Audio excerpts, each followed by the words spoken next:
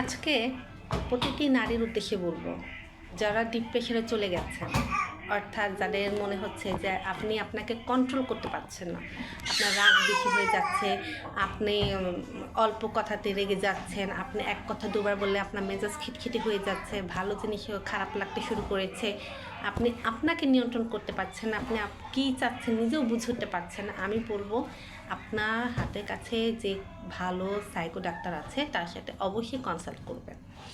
কারণ দেখেন, আমরা যে মেন্টালি প্রেশারে থাকি বা আমরা যে ধরনের ডিপ্রেশনে চলে যাই, এটা একটা সাধারণ মানুষ বুঝতে পারবে না, কারণ সে এই ধরনের পরিস্থিতির শিকার হয়নি।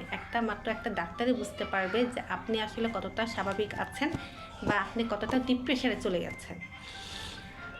আপনাকে হয়তো সাথে সাথে ওষুধ দেবে না, যদিও তারা যদি মনে করে ওষুধ দেওয়ার দরকার তাহলে অবশ্যই ওষুধ দিতে পারে। তবে আমি যতটুকু জানি যে তারা সরাসরি সহজে ওষুধ দেয় না, আগে কনসাল্ট করে তারপরে তারা ওষুধ দেয়। কারণ হচ্ছে তারা আগে আপনাকে কনসাল্ট করে বুঝবে যে আপনার কতটা ডিপ্রেশনে আছেন, সেটা আসলে আজও আপনি স্বাভাবিক পর্যায়ে আসতে পারবেন কিনা, বা দেখা যাচ্ছে যে আপনার এই রাগটা অন্যের জন্য ক্ষতিকর কিনা, সেটার উপর ডিপেন্ড করে তাদের ওষুধ হোক বা তাদের পরামর্শ হোক এটা দিয়ে থাকে। তো আমি বলবো, প্লিজ দয়া করে কেউ বসে থাকবেন না ডিপ্রেশন, বা আপনি যদি আপনার মেজাজটাকে কন্ট্রোল করতে না পারেন। দেখেন, একটা মানুষ বিপদ আপদ বা তার দুর্ঘটনা তখনই করে যখন সে নিজেকে কন্ট্রোলে রাখতে পারে না। হ্যাঁ, তা আপনি যদি এটা ফিল করতে পারেন যে আসলে আপনি আপনাকে বুঝতে পারছেন না, কি করছেন তাও বুঝতে পারছেন না, কাকে কখন কি বলছেন, মানে কি করছেন কিছুই জানেন না, যখন আপনি এটা ফিল করেন তখন আপনার কাছে মনে হচ্ছে এটা কীভাবে হলো আমার দ্বারা, বা এটা আমি কেন করলাম।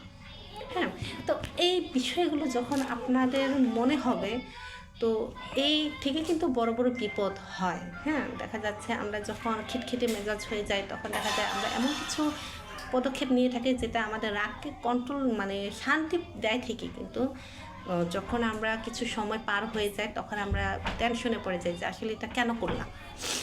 তো এটা একমাত্র ভালো অভিজ্ঞ সাইকো ডাক্তারই বুঝবে যে আসলে আপনি কেন এরকম পর্যায়ে গেছেন, বা আপনার এই সময় এখন কী দরকার, বা কী করলে আপনি স্বাভাবিক পর্যায়ে আসবেন।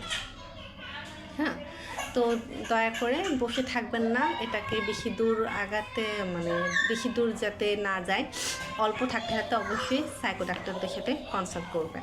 ধন্যবাদ।